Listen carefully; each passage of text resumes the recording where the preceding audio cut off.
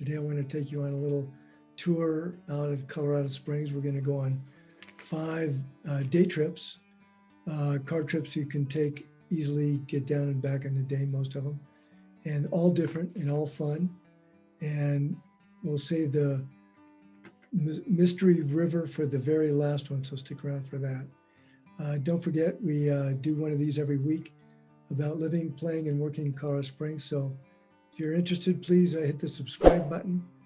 Here's my contact information. I'd love to hear from you. Either one of these methods or else, of course, comments down below. Love to hear from you. So the first place we're going to go today is Broil Gorge.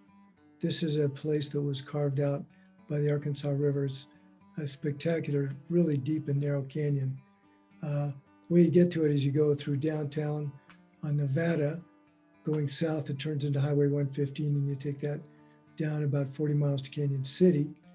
And then you turn on Highway 50 and go west up the mountains a ways, not too far out of town, and you get to the Broil Gorge. So they've got what used to be called the world's highest suspension bridge. I don't know if they still claim that, but it is 950 feet above the Arkansas River. It's 1,260 feet long, which, to give you some perspective, is over 4 football fields. And you can walk across that. There's no driving on it anyway, but people walk out there and look over the edge. It's pretty fun. You can walk across it. They used to have 10Ks that ended on the bridge, and that was fun back in the day. But they also have some other things you can do there. There's America's highest zip line. It's called the Cloud Scraper, appropriate name. So you can check that one out if you dare. They also have aerial gondolas that also cross the entire canyon. And they're 2,200 feet across, and you're 1,200 feet above the river. So it's quite a high, spectacular ride with great views out of it, of course. And this is included with your entry fee. So you can have unlimited rides. Some people like to walk across the bridge and then take the gondola back. So lots of things you can do there. Another thing that's free with your entry is for kids. It's called the Tommyknocker Playland. And they feature ropes, slides, nets, tunnels, 20-foot towers, and a splash pad. So that's all fun for the kids. And they can also pan for gold and ride this beautiful carousel. Just for your information, carousels always go counterclockwise. If you see one of these going the other direction, clockwise, that's a merry-go-round. So there you go. No extra charge for that info. The next place I want to take you is called Bishop Castle.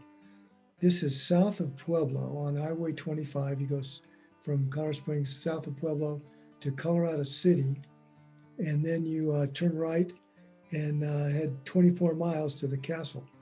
This was started in 1969 by a guy named Jim Bishop and his dad, and they had bought some land and cleared some trees and thought, well, we'll build a one-room cabin here.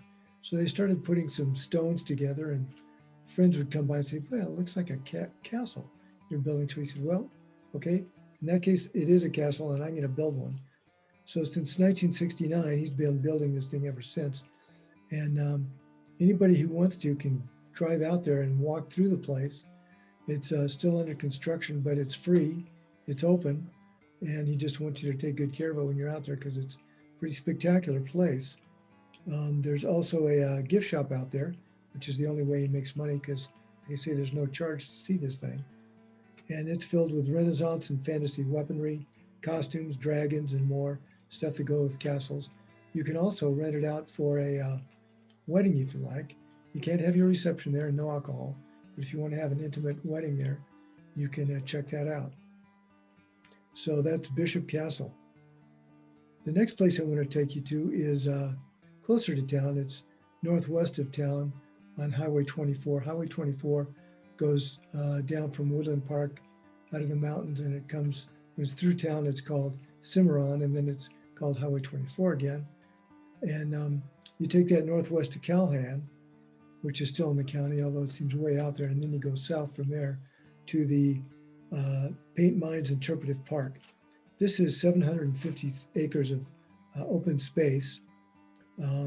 It's open from dawn to dusk, and it's free to the public.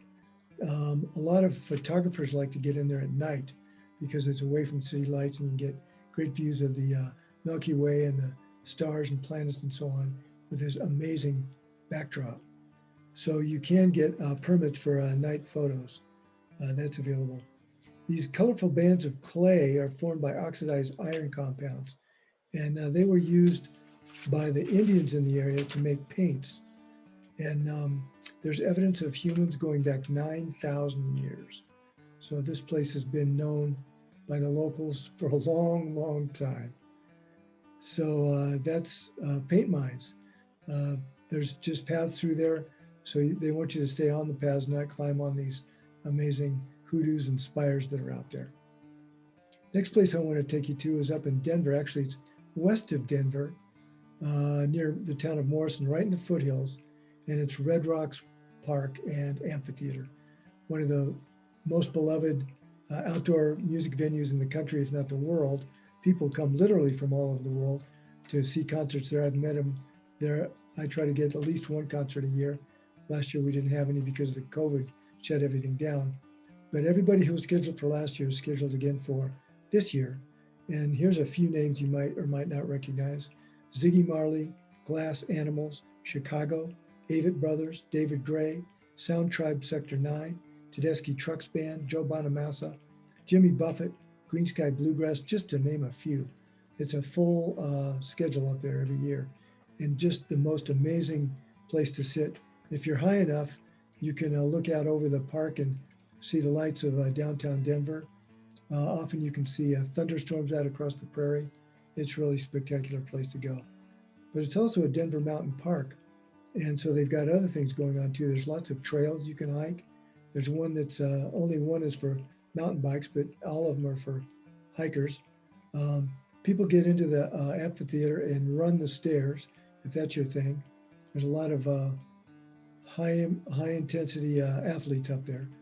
They also have something called yoga on the rocks, not quite as high intensity, but they've right now it's limited to 175 people because of COVID.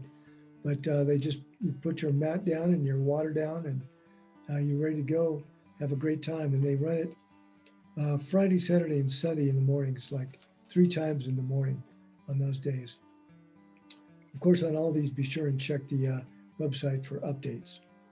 The visitor center at the top of this place is really amazing. It's built underneath, and it houses the Red Rock Hall of Fame, along with a fabulous dining area.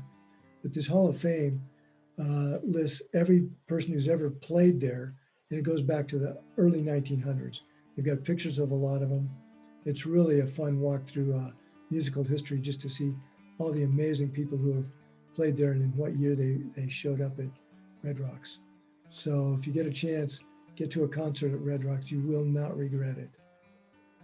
The last place I want to take you is the Sand Dunes National Park and Preserve. This is a little further out of town, and a couple ways to get there. The way I'd recommend is going up Highway 24 and up over the pass and down into South Park. Go across that to Hartselle, over to Buena Vista, go up over Poncha Pass, and then go straight south along the Sangre de Cristos to the Great Sand Dunes. This is the tallest dunes in North America. The Star Dune, it's called, is 755 feet from the base to its top, and 30 square miles of dune field there. So people are walking and climbing all over these things. Snowboarding, except it's sandboarding. You can sled on it. You really recommend in the summertime you get out pretty early in the morning because the sand temperature can get to 150, and you definitely want to be off of them if lightning storms come in. That could be a bad thing. So there's camping you can reserve right there in the campground at the base. One of the funnest things is when Medno Creek flows. It's oftentimes through the year it's underground, but late April, depending on the snow melt, it might start showing up. Comes right through the campground, right next to the dunes. And from late May to early June, so just a few weeks, it's at its high point, which is like 6 inches deep. It's so much fun to play and splash around in that.